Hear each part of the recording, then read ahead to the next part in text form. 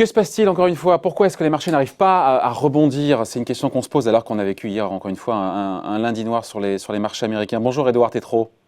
Bonjour David. Merci d'être là avec nous, fondateur associé gérant de Mediafin. Vous conseillez des grands de ce monde, des grandes familles, des entreprises, et vous êtes un ancien analyste financier, et vous avez vu plusieurs crises passer.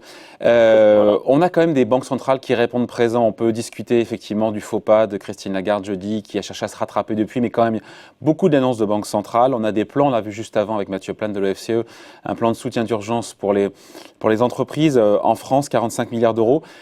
Les investisseurs n'arrivent pas à se rassurer. Le rebond aujourd'hui, il ne tient pas. On est encore une fois on est à zéro à midi au moment où on se parle sur le CAC 40. Pourquoi est-ce que les banques centrales, qui étaient aux commandes, qui étaient en première ligne lors de la crise financière, n'arrivent pas à rassurer les marchés aujourd'hui? Parce que en fait, on est dans une crise un peu plus profonde que celle de 2008. Ce n'est pas une crise de liquidité.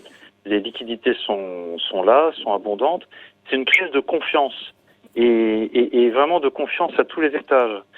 Ça commence par une crise de confiance entre les personnes, entre les agents économiques. Est-ce que je suis porteur du virus? Est-ce que la personne que je vais rencontrer, croiser dans la rue, le porte? Si je l'attrape, est-ce que je tombe malade? C'est une crise de confiance déjà chez les personnes. C'est ensuite une crise de confiance, vous l'avez vu, entre États. On a des soupçons, et probablement à juste titre, on a des soupçons sur la qualité de l'information que la Chine a transmise au reste du monde quand la crise a démarré. Est-ce qu'il y a vraiment eu uniquement quelques milliers de morts? Est-ce que les autorités chinoises ont prévenu le reste du monde suffisamment à temps? Crise de confiance entre les États. Crise de confiance évidemment entre entreprises, et ça, la confiance, ça ne se guérit pas par des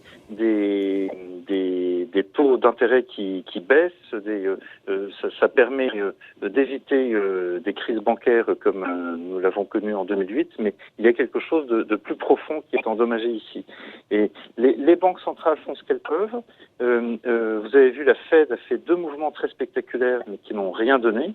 Les États, et en particulier l'État français, a pris la mesure du carnage qui arrive, et en mettant sur pied des mesures tout à fait spectaculaires. Mais voilà, tant que la confiance ne sera pas revenue, tant qu'on ne sera pas arrivé, sinon au bout de l'épidémie, en tout cas tant qu'on n'aura pas vu la phase descendante de l'épidémie, je crains que nous devions vivre avec ces soubresauts. Donc pour vous, l'hypervolatilité, avec plutôt à la baisse évidemment qu'à la hausse, va se poursuivre jusqu'à ce qu'on touche le pic de l'épidémie. C'est ce que beaucoup de gens disent en même temps. C'est le discours ambiant. Après, puisqu'on est sur les marchés, il y a l'anticipation jusqu'où le CAC 40 peut-il descendre. Si vous pensez que cette crise actuelle est moins grave que celle de 2008, on avait perdu 50-60% de valeur selon les marchés, et le point bas avait été atteint 6 mois après le choc. Bon, si vous vous dites que c'était moins grave que 2008, aujourd'hui nous trouvons déjà des niveaux d'entrée. Si l'on pense que c'est une crise similaire à 2008... Mais il n'y a rien à voir, pardon, Edouard, c'est pas du tout la même histoire. Non, c'est ce que je disais tout à l'heure. Si nous pensons que c'est une crise aussi grave que celle de 2008, autour de 3000 points, si, comme certains le pensent, et j'en fais partie, nous sommes dans une crise qui va aller tester nos limites, tester les limites de nos systèmes, tester les limites de notre confiance entre agents, tester les limites aussi des budgets des États, ça on n'en a pas encore beaucoup parlé, alors nous allons aller tester des limites de marché, et le point bas du CAC 40, c'était 2400 points en mars 2003. Exactement, je m'en souviens encore, 2407 points, je crois même de mémoire. Donc pour vous, voilà, on va tout droit vers 2407 points. En même temps, si d'ici 15 jours, l'épidémie, encore une fois, on voit que le pic de l'épidémie est atteint en Europe, ou en tout cas en France, ça change la donne, non? Oui. Oui, non, je n'ai pas dit que nous allons jusqu'à 2004, je dis nous sommes dans une crise qui va tester nos limites.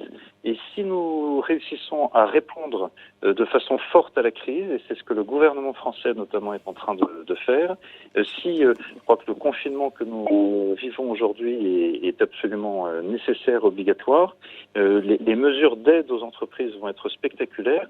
Je pense qu'on va oublier pendant quelque temps, pendant des années, sinon ad vitam, les critères de Maastricht. Si la réponse est bonne, alors si nous répondons, si les systèmes tiennent et que nous répondons, non, nous ne toucherons pas les 2004. Si en revanche on va tester nos limites et que ces limites sont défiées, alors c'est possible.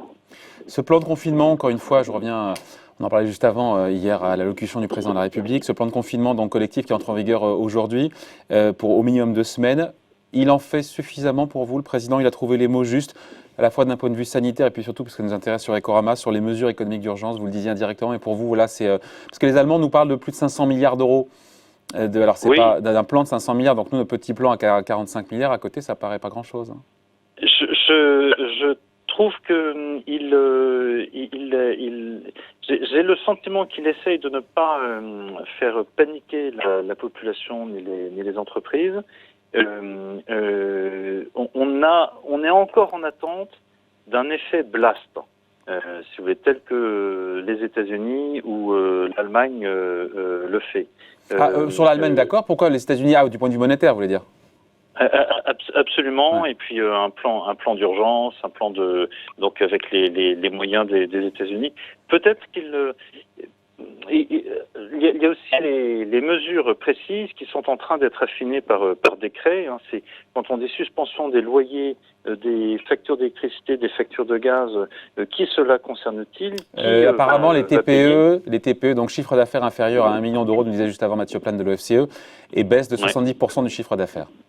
Baisse de 70% du chiffre d'affaires. Voilà. Mais ce qui est sûr, c'est, vous voyez, on s'en parlait il y a quelques temps. J'ai eu la chance d'enseigner le management des crises à HEC. Ouais. Il y a 10 commandements à suivre. On n'a pas le temps de les égrener tous. Mais le premier, c'est d'abord de dire la vérité. Pour faire partager le sentiment d'urgence aux acteurs économiques. Et puis, si vous voulez, autant en temps de paix, il faut économiser chaque centime, chaque euro pour se constituer un trésor de guerre, justement un trésor pour faire la guerre ou subir un assaut quand arrive ce moment-là. En revanche, en temps de guerre, on dépense sans compter. On dépense sans compter. Et parce que on a des enjeux de survie. Je crois que dans le narratif, l'exécutif français l'a compris. Il manque encore, de mon point de vue, un effet blast. Bon. Et qui pourrait passer par quoi? Qui ressemblerait à quoi, cet effet blast? Quelle mesure emblématique prendre? Je pense que nous devons aller, vous voyez, c'est beaucoup plus loin dans la proposition d'un plan de relance et d'investissement. Non, mais c'est trop tôt. Tous les experts me disent, Edouard, que c'est trop tôt aujourd'hui, c'est ça de faire des plans de relance parce que tout est à l'arrêt, l'économie est à l'arrêt. Oui, mais c'est pouvoir dire, lorsque nous serons sortis de la crise, l'annoncer dès maintenant. Nous mettrons sur la table. Je pense que il y a 2 temps. Là, il faut se confiner, être dans un mode de résistance, de résilience. Mais vous savez, c'est un des enseignements du management de survie. C'est Ernest Shackleton, qui était un grand navigateur anglais, dont le navire a été pris par les glaces en 1913. Ouais. Il faut toujours travailler le point de sortie. Il faut toujours faire travailler les équipes sur le thème, continuer comme un entraînement, hein, continuer vos gammes, continuer travailler parce que le point de sortie il est dans quelques mois et nous voulons être plus près que les autres. C'est en tout cas ce que l'on doit se dire comme entreprise et comme pays. On a Bruno Le Maire, sinon, ce matin, qui nous dit la récession en France, bon, on y va, ça on le savait. Il l'a chiffré à 1% de récession. On avait l'OFCE hier, encore une fois, on avait Xavier Timbaud qui nous disait a priori, ce sera plutôt moins 5 sur l'année que moins 1. Un scénario à moins 1%, cela implique que l'on sorte très vite de l'épidémie. Or, ce que je comprends, c'est que nous sommes à 45 jours du pic. Donc, l'économie française est à l'arrêt aujourd'hui. 45 jours du pic, vous sortez ça d'où, Edouard? D'où vous sortez ce chiffre de 45 jours du pic? Ce sont des modèles en fait de médecins qui indiquent que le pic arriverait entre fin avril et fin mai.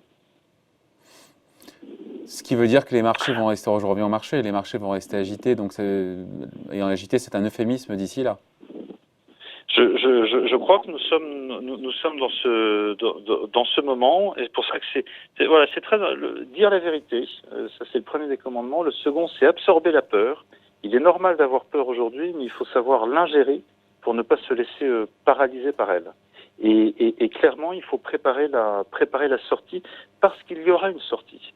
Et à ce moment-là, il faudra pouvoir avancer plus vite que les autres. Quand l'Allemagne annonce un plan sur la table de 500 milliards d'euros, nous ne pourrons pas être en reste. Ouais, je comprends. Après, il y a ce débat qui monte là sur le fait de fermer les marchés. On ferme l'économie, on laisse les marchés ouverts. C'est une aberration ou pas, ou ce serait un contresens de faire ça? Vous en pensez quoi? Faut-il fermer les marchés? On se souvient qu'après le 11 septembre, pardon, c'est pas le même sujet, mais les marchés américains ont été fermés pendant, je crois, plus de 3 jours. Hein. Vous en pensez quoi? Alors, le 11 septembre a été un choc immédiat, mais pas épidémique. Vous voyez, donc il fallait. Non, parce que les marchés, Edouard, les marchés ont du mal à pricer ce risque-là aujourd'hui. Les marchés, aujourd'hui, pourquoi laisser ouvert? Enfin, le rôle des marchés, c'est censé être financer des besoins d'entreprises qui ont face à des gens qui ont une épargne. Enfin voilà, mettre un prix. Là, c'est compliqué de faire son boulot quand on est opérateur de marché et investisseur. David, c'est justement là la difficulté et le piège, c'est-à-dire la première fonction des marchés, c'est la liquidité. Et nous avons cruellement besoin de liquidité aujourd'hui. Donc ça serait une erreur de vouloir briser cette liquidité en fermant les marchés pour vous? Même si les prix sont aberrants. Vous avez la liquidité, mais vous avez des prix qui peuvent être aberrants. Je ne sais pas si les prix sont aberrants aujourd'hui, parce qu'ils pricent une chute significative des capacités bénéficiaires des entreprises, des dividendes. Mais Renault qui fait moins 65% depuis le début de l'année, il y a 20 boîtes du CAC 40 qui baissent de plus de moitié. Enfin, c'est pas délirant pour vous? Écoutez, c'est comment dire, si on part du principe qu'au deuxième semestre tout va redémarrer, quoi. Voilà, les marchés font leur travail de pricer le risque non seulement de bénéfices très grevés en 2020, mais d'une capacité bénéficiaire. Oui, mais pas gréver à l'infini, pas gréver tous les ans non plus. Hein. Non, mais on est quand même en train de prendre conscience ici et là que nous allons peut-être changer de modèle avec cette crise. Hein. Cette crise a révélé, elle vient tester quelques-unes de nos limites. Je pense, pour ma part, que nous ne pourrons plus nous satisfaire d'avoir nos supply chains, nos chaînes d'approvisionnement qui dépendent à ce point de la Chine. Nous allons sans doute devoir payer un peu plus cher des productions, des services, mais pour être sûr qu'ils sont à notre main. C'est-à-dire les deux valeurs montantes, si vous voulez, sur les marchés et les marchés politiques à l'avenir, ça va être la souveraineté et l'écologie. C'est-à-dire nous allons avoir des économies qui vont faire en sorte de beaucoup plus contrôler leurs approvisionnements, peut-être effectivement rétablir des frontières, des contrôles, à commencer par des contrôles sanitaires, non seulement sur les personnes mais sur les produits, contrôles dont nous voyons qu'ils ont sérieusement manqué. Et voilà, on va ressortir des idées connues de TVA écologique et sociale. Et je crois que nos circuits économiques vont en sortir probablement renforcés. On paiera plus cher pour plus de souveraineté et d'écologie, mais nous serons plus résilients. Dernier, allez, on va se quitter, Edouard. Dans le management de crise, vous disiez il y a 10 commandements ou un dernier commandement qui peut nous booster un peu. D'accord. À l'heure du confinement. Et ben, écoutez, c'est dans les crises, les commandements, c'est penser alors ça c'est pour les traders, les 20 prochaines minutes, les 20 prochains jours, et les 20 prochaines années. Et les 20 prochaines années. C'est-à-dire, dans les crises, il faut à la fois prendre la décision pour mettre l'entreprise à l'abri, ses salariés à l'abri, et tenir dans la tempête, et s'assurer que les décisions qu'on prend aujourd'hui non seulement ne vont pas mettre en danger l'entreprise dans 20 ans, mais vont faire qu'elle va être plus forte que ses concurrents dans 20 ans. C'est le double horizon. Sur le papier, on se dit que c'est une gageure. Hein. Et bien c'est comme ça, voilà. Et puis, pardon, je terminerai là-dessus, mais c'est faire le choix de l'optimisme. Tous les grands managers de crise, que ce soit des chefs de guerre, des chefs d'entreprise, ont fait le choix de l'optimisme. De Gaulle à Roosevelt, aux grands. Dans les crises, la seule vertu qui fonctionne, qui fait que vous allez vous en sortir et galvaniser vos équipes, c'est l'optimisme. Et le réalisme aussi, avec du réalisme. Oui, mais à la fin, il y a une sortie, et c'est pour ça que je trouve que les services de l'État notamment, mais les entreprises doivent déjà commencer à penser, ok, quand ça se termine, où est-ce que je suis positionné? Qu'est-ce qui fait que je vais aller plus vite que le concurrent? Voilà, le choix de l'optimisme. Le choix de l'optimisme, celui d'Édouard Tétrault. Merci d'avoir été avec nous. On va se retrouver bientôt, Édouard, fondateur, associé gérant de Mediafin, donc invité de la grande interview en direct sur Boursorama. Merci beaucoup, Édouard. Bye. Merci David, à bientôt.